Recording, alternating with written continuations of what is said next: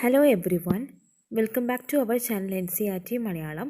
ഇന്ന് നമ്മൾ ഡിസ്കസ് ചെയ്യാൻ പോകുന്നത് NCERT class 9th English supplementary റീഡറിലെ ചാപ്റ്റർ 1 ദി ലോസ്റ്റ് ചൈൽഡ് ആണ്. So this is a part 1 of this video. This story was written by Mulk Raj Anand. The Lost Child. A child goes to a fair with his parents. He is happy and excited and wants the sweets and toys displayed there, but his parents don't buy them for him. Why then does he refuse when someone else offers him to him? അപ്പം ഒരു കുട്ടി ഒരു ഫെയറിൽ പോവുകയാണ് അവൻ്റെ പാരൻസിൻ്റെ കൂടെ. അപ്പോൾ ഭയങ്കര സന്തോഷവാനാണ്, ഭയങ്കര എക്സൈറ്റ്മെൻ്റ് ആണ് അല്ലേ, ഭയങ്കര സന്തോഷവാനാണ് അവന് സ്വീറ്റ്സും ടോയ്സൊക്കെ വേണം അവിടെ ഡിസ്പ്ലേ ചെയ്തിട്ടുള്ളത്. പക്ഷെ അവൻ്റെ പാരൻസ് എന്ത് ചെയ്യുന്നില്ല, അവനത് വാങ്ങിക്കൊടുക്കുന്നില്ല. പക്ഷെ ഒരാൾ അവന് ഇത് ഓഫർ ചെയ്യുമ്പോൾ അവൻ റിഫ്യൂസ് ചെയ്യുകയാണ്, അത് വേണ്ടാന്ന് വെക്കുകയാണ്. അപ്പോൾ എന്തുകൊണ്ടാണത് എന്നൊക്കെ നമുക്ക് ഈ ചാപ്റ്ററിൽ നിന്ന് വഴിയാൻ മനസ്സിലായിക്കോളും. It was the festival of spring. From the wintry shade of narrow lanes and alleys emerged a gaily clad humanity. Some walked, some rode on horses, others sat, being carried in bamboo and bullock carts. One little boy ran between his father's legs, brimming over with life and laughter. അപ്പോൾ ഒരു spring സീസണിലെ ഒരു ഫെസ്റ്റിവലിൻ്റെ സമയത്താണ് ഈ ഒരു story നടക്കുന്നത്. അപ്പോൾ അതിൻ്റെ ഒരു അപ്പിയറൻസ് പറയാണ്. ഫുൾ വിൻട്രി ഷെയ്ഡ്സ് ആണ് അല്ലേ, ചെറിയ ചെറിയ നാരോ ആയിട്ടുള്ള പാതകളിലൊക്കെ വിൻട്രി അപ്പിയറൻസ് ആണുള്ളത്. അതുപോലെ തന്നെ ഒരു അല്ലീസൊക്കെ, അതായത് വഴിയോരമൊക്കെ ഒരു നല്ലൊരു ഗെയിലി അപ്പിയറൻസ് ആണ് വഴിയോരത്തിനുള്ളത്, നല്ല ഹാപ്പി അപ്പിയറൻസ് ആണുള്ളത്. മാനുഷികതയിലെ ഒരു നല്ലൊരു ഹാപ്പി അപ്പിയറൻസ് ആണ്. ചില ആൾക്കാർ നടക്കുന്നുണ്ട്, ചില ആൾക്കാർ കുതിരപ്പുറത്ത് സഞ്ചരിക്കുന്നുണ്ട്, ചിലരെന്താ ഇരിക്കുന്നുണ്ട്, ചിലരൊക്കെ ബാമ്പൂലും ബുള്ളോക്കാട്ടിലും ഒക്കെ അങ്ങനെ അവർ പോയിക്കൊണ്ടിരിക്കുകയാണ്. അപ്പോൾ ഒരു ലിറ്റിൽ ബോയ് അവൻ്റെ ഫാദറിൻ്റെ ഇടയിൽ കൂടെ ഇങ്ങനെ നടന്നുകൊണ്ടിരിക്കുകയാണ്. അവന് ഫുൾ എൻജോയ് ആയിട്ടില്ല, ലൈഫും ലാഫ്റ്റർ കൊണ്ട് അവൻ ബ്രിമ്മിങ് ആണ്. ബ്രിമ്മിങ് അറിയുമ്പോൾ ഫിൽഡ് ഓഫ് എന്ന് പറഞ്ഞ അർത്ഥമാണ്. അപ്പോൾ അവൻ്റെ മനസ്സിൽ ഫുള്ള് സന്തോഷം അതൊക്കെ തുളുമ്പുകയാണ് എന്നുള്ള മീനിങ് ആണ്. Come child come called his parents as he lagged behind, fascinated by the toys in the shops that lined the way. He hurried towards his parents, his feet obedient to their call, his eyes still lingering on the receding toys. As he came to where he had stopped to wait for him, he could not suppress the desire of his heart, even though he well knew the old cold stare of refusal in their eyes. മോനെ വാ എന്ന് അവൻ്റെ parents പറയുകയാണ്. എന്നിട്ട് അവനിങ്ങനെ lag ചെയ്തുകൊണ്ട് നിൽക്കുകയാണ്, ബാക്കിലോട്ട് ഇങ്ങനെ പോയിക്കൊണ്ടിരിക്കുക. അത് പാരൻസ് മുമ്പിലാണ്, അവൻ ലാഗ് ആയാലും അതായത് അത്രയും ദൂരമാണ് അവൻ ബാക്കിൽ ഇങ്ങനെ നിൽക്കുകയാണ്. കാരണം അവന് അവിടുത്തെ ടോയ്സ് കൊണ്ടൊക്കെ ഇങ്ങനെ അവനെ ആകർഷിക്കപ്പെടുകയാണ് ആ ലൈനിലുള്ളത്. അവൻ എന്ത് ചെയ്തു, വേഗം അങ്ങോട്ട് പാരൻസ് അടുത്തേക്ക് ഓടി. കാരണം അവരുടെ കോളിനോട് ഒബീഡിയൻ്റ് ആണല്ലേ, അവരനുസരിക്കുന്ന ആളാണ്. പക്ഷെ അവൻ്റെ കണ്ണുകളൊക്കെ എങ്ങനെ പോകുന്നത്, അവൻ്റെ കണ്ണുകളൊക്കെ ഇങ്ങനെ ബാക്കിലോട്ട് പോയിക്കൊണ്ടിരിക്കുന്ന ടോയ്സിലിങ്ങനെ നോക്കിക്കൊണ്ടിരിക്കുക. അതായത് നമ്മളിങ്ങനെ മൂവ് ചെയ്യുമ്പോൾ നമ്മുടെ അടുത്തുള്ള ഒബ്ജക്ട്സൊക്കെ എന്താണ് ബാക്കിലോട്ട് മൂവ് ചെയ്യുന്ന പോലെ ഫീൽ ചെയ്യുക. അതുപോലെ തന്നെ അവൻ ആ റിസീഡിങ് ടോയ്സിൻ്റെ നോക്കിക്കൊണ്ടിരിക്കുകയാണ്. അതിലാണ് അവൻ്റെ കണ്ണിപ്പോഴും ഉള്ളത്. അപ്പോൾ എവിടെയാണ് അവിടെ അവന് ഉള്ളത് അവിടെ അവൻ സ്റ്റോപ്പ് ചെയ്യുകയാണ്. പക്ഷെ അവൻ എന്ത് ചെയ്യാൻ പറ്റുന്നില്ല, അവൻ്റെ ആഗ്രഹങ്ങൾ ഒരിക്കലും സപ്രസ് ചെയ്യാൻ പറ്റുന്നില്ല, അടക്കാൻ പറ്റുന്നില്ല. അവനറിയാം അവൻ്റെ പാരൻസ്, അതായത് old cold stare of refusal in their ഐസിലെ അവൻ്റെ പാരൻസ് എപ്പോഴും, അതായത് ഓൾഡ് കോൾഡ് സ്റ്റെയർ എന്ന് വെച്ചിട്ടുണ്ടെങ്കിൽ വയസ്സായ പാരൻസാണ്. അവരെപ്പോഴും എന്ത് ചെയ്യും, റിഫ്യൂസ് ചെയ്യും, അവൻ്റെ ആഗ്രഹത്തിനോടൊക്കെ റിഫ്യൂസ് ചെയ്യും. അവർ സമ്മതിക്കില്ല അതൊന്നും വാങ്ങിക്കാൻ വേണ്ടിയിട്ട്. I want that toy he pleaded. His father looked at him red eyed in his familiar tyrant's way. His mother, melted by the free spirit of the day, was tender and giving him a finger to hold, said, "Look, child, what is before you?" അപ്പോൾ എനിക്ക് ആ toy വേണമെന്ന് അവൻ പറഞ്ഞിട്ട് അവന് plead ചെയ്യാണ്. അപ്പോൾ father ഇങ്ങനെ കണ്ണിങ്ങനെ ദേഷ്യം പിടിച്ചിട്ട് ഇങ്ങനെ കണ്ണെല്ലാം ചുവന്നിങ്ങനെ നിൽക്കുകയാണ്. അദ്ദേഹം ഒരു തൈറൻ വേയിൽ അദ്ദേഹത്തിൻ്റെ യൂഷ്വൽ ടോണിൽ അദ്ദേഹം ഇങ്ങനെ അവനെ നോക്കി പഠിപ്പിക്കുകയാണ്. അതുപോലെ അമ്മയാണെങ്കിൽ ഫുള്ള് ഇങ്ങനെ നല്ലൊരു ഇങ്ങനെ സങ്കടമായിട്ട് ഇങ്ങനെ നിൽക്കുകയാണ് അവൻ്റെ ഈ ആഗ്രഹത്തോടെ. ഇങ്ങനെ അമ്മയ്ക്കൊന്നും ചെയ്യാൻ പറ്റില്ലല്ലോ എന്നുള്ള അവസ്ഥയിൽ നിൽക്കുകയാണ്. അപ്പോൾ അമ്മ എന്ത് ചെയ്യുന്നുണ്ട്, അവരുടെ ഫിംഗർ അവന് പിടിക്കാൻ വേണ്ടി കൊടുക്കുന്നുണ്ട്. നോക്കൂ മോനെ, എന്താ നിങ്ങളുടെ മുന്നിലുള്ളതെന്നൊക്കെ ചോദിക്കുകയാണ്. It was A flowering mustard field paint like melting gold as he swept across miles and miles of even land. അല്ലേ, അതൊരു മസ്റ്റാർഡ് ഫീൽഡായിരുന്നു. അല്ല, അതൊരു കടുകിൻ്റെ ഒരു ഫീൽഡായിരുന്നു. അവിടെ കടുകിൻ്റെ ആ ഒരു ഫീൽഡിൽ അവിടെ മെൽറ്റിംഗ് ഗോൾഡ് പോലെയാണ്, അത് യെല്ലോ അപ്പിയറൻസാണ്. അപ്പോൾ ഒരു മെൽറ്റിംഗ് ഗോൾഡിനോടാണ് നമ്മുടെ റൈറ്റർ അതിനെ ഉപമിച്ചിട്ടുള്ളത്. അത് കുറേ മൈൽസ് ആൻഡ് മൈൽസ് ആയിട്ട് ഫുള്ളിങ്ങനെ പടർന്ന് പിടിച്ച് നിൽക്കുകയാണ്.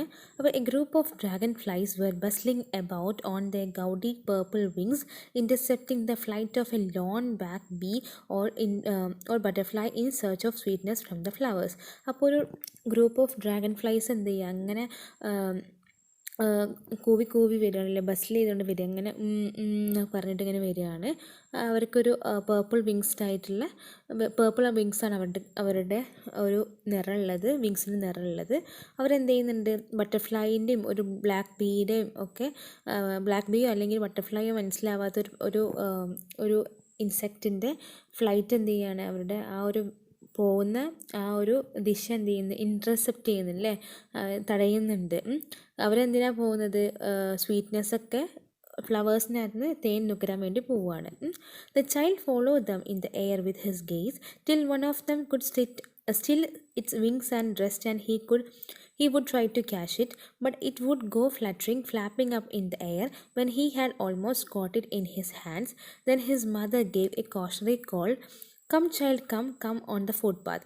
അപ്പോൾ ഒരു കുട്ടി ഇങ്ങനെ ഇത് നോക്കി, ആ കുട്ടി ഇതിങ്ങനെ എയറിൽ പോകണം നോക്കിക്കൊണ്ടിരിക്കുകയാണ്. അപ്പോൾ എപ്പോഴാണ് ഒരു ഇൻസെക്റ്റിൻ്റെ വിങ്സ് അവൻ്റെ കയ്യിൽ റെസ്റ്റ് ചെയ്തത്, അപ്പോൾ അവൻ എന്ത് ചെയ്തു, അത് ക്യാച്ച് ചെയ്യാൻ വേണ്ടി ശ്രമിച്ചു. അത് എന്ത് ചെയ്യുക, ഫ്ലട്ടർ ചെയ്തിട്ട് ഇങ്ങനെ പോയിക്കൊണ്ടിരിക്കുകയാണ്, അല്ലെ, അങ്ങനെ ചിറകിലടിച്ച് ഇങ്ങനെ പോയിക്കൊണ്ടിരിക്കുകയാണ് എയറിനകത്ത്.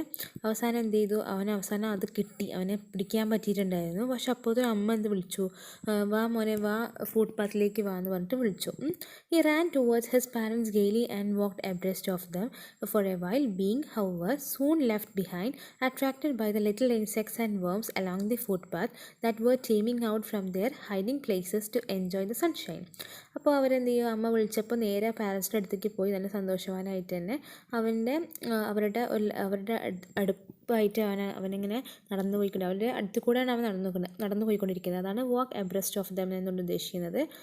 അപ്പോൾ കുറേ കഴിഞ്ഞതിന് ശേഷം അവൻ എന്ത് ചെയ്തു, ഈ ലിറ്റിൽ ഇൻസെക്ട്സ് ആയിട്ട് ഇങ്ങനെ ഭയങ്കര അട്രാക്റ്റഡായി, അതുപോലെ തന്നെ വേംസ് ആയിട്ടൊക്കെ അട്രാക്റ്റഡായി. കാരണം അവരുടെ ഫുട് പാത്തിൽ ഇതൊക്കെ കാണുന്നുണ്ട്.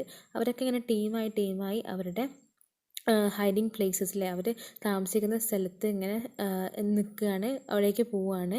എന്തിനു വേണ്ടിയിട്ട്, നമ്മുടെ സൺഷൈൻ എൻജോയ് ചെയ്യാൻ വേണ്ടി. ഇതൊക്കെ നമ്മുടെ റൈറ്ററിൻ്റെ ഒരു ഭാവനയിൽ എഴുതുന്നതാണ് ഇതൊക്കെ. "Come child, come," his parents called from the shade of the grove where they had seated themselves on the edge of a well. He ran towards them. അപ്പോൾ വാ മോനെ വാ എന്ന് പാരൻസ് വിളിക്കുകയാണ്. അപ്പോൾ ഒരു ഗ്രൂവില്ലേ, അതായത് കുറേ ട്രീസ് ഉള്ള ഏരിയാസിനാണ് നമ്മൾ ഗ്രൂവ് എന്ന് വിളിക്കുന്നത്. അവിടെ ഒരു കിണറിൻ്റെ എഡ്ജിൽ അവരിയ്ക്കുകയാണ്. അപ്പോൾ അവൻ എന്ത് ചെയ്തു, അവരുടെ അടുത്തേക്ക് ഓടിപ്പോയി. A shower of young flowers fell upon the child as he entered the grove, and forgetting his parents, he began to gather the raining petals in his hands. But lo, he heard a cooing of doves and ran towards his parents, shouting, "The dove, the dove." The rain petals dropped from his forgotten hands. അപ്പോൾ അവന് ആ വെല്ലിൻ്റെ സൈഡിലേക്ക് പോവുകയാണ്, പാരൻസിൻ്റെ അടുത്തേക്ക് പോയി. അപ്പോൾ അവിടെ വെച്ചിട്ട് എന്ത് ചെയ്തു, കുറച്ച് യങ് ഫ്ലവേഴ്സ് അവൻ്റെ മേലിലേക്ക് ഇങ്ങനെ വീണു, ഷവർ ചെയ്തു. അപ്പോൾ അവന് ആ ഗ്രൂവിലേക്ക് എൻ്റർ ചെയ്ത സമയത്ത് അപ്പോൾ അവൻ്റെ പാരൻസിനെ മറന്നു അവന് ഇപ്പോൾ കുറച്ച് നേരമായിട്ട്. എന്നിട്ട് അവൻ എന്ത് ചെയ്തു, നമ്മുടെ ഈ റെയിനിങ് പെറ്റൽസ് ഇങ്ങനെ കയ്യിൽ ഇങ്ങനെ ഓരോന്നോരോന്ന് ഇങ്ങനെ പെറുക്കാൻ തുടങ്ങി.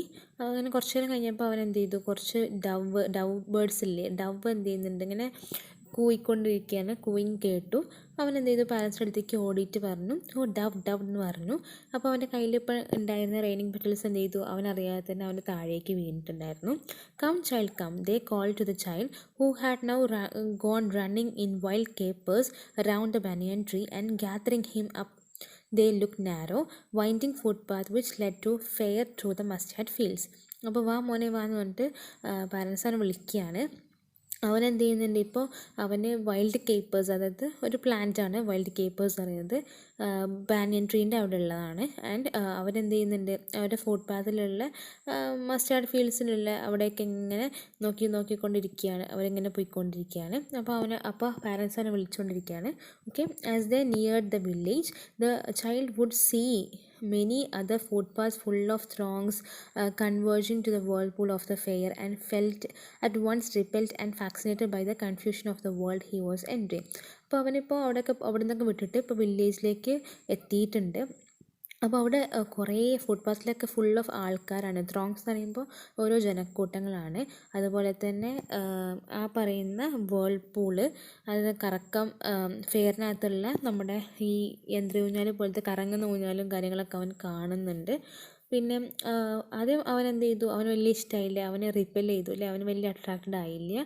പിന്നെ കുറച്ച് നേരം കഴിഞ്ഞതിന് ശേഷം അവനിങ്ങനെ നോക്കുകയാണ്, എത്രത്തോളം അവൻ കൺഫ്യൂസ്ഡ് ആയിപ്പോയി. ഏതോ ലോകത്തേക്ക് അവന് എൻ്റർ ചെയ്യുന്ന പോലെ, അവൻ പോകുന്ന പോലെ അവന് തോന്നി.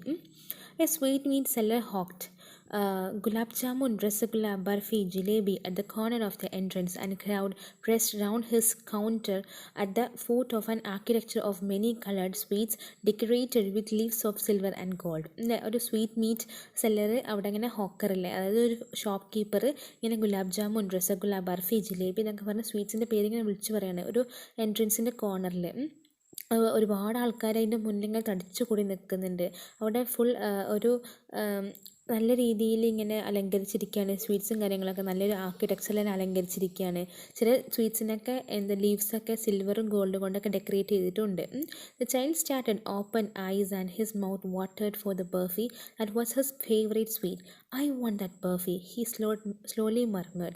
But he half knew as he begged, but the plea would not be heeded because his parents would say he was greedy. So without waiting for an answer, he moved on.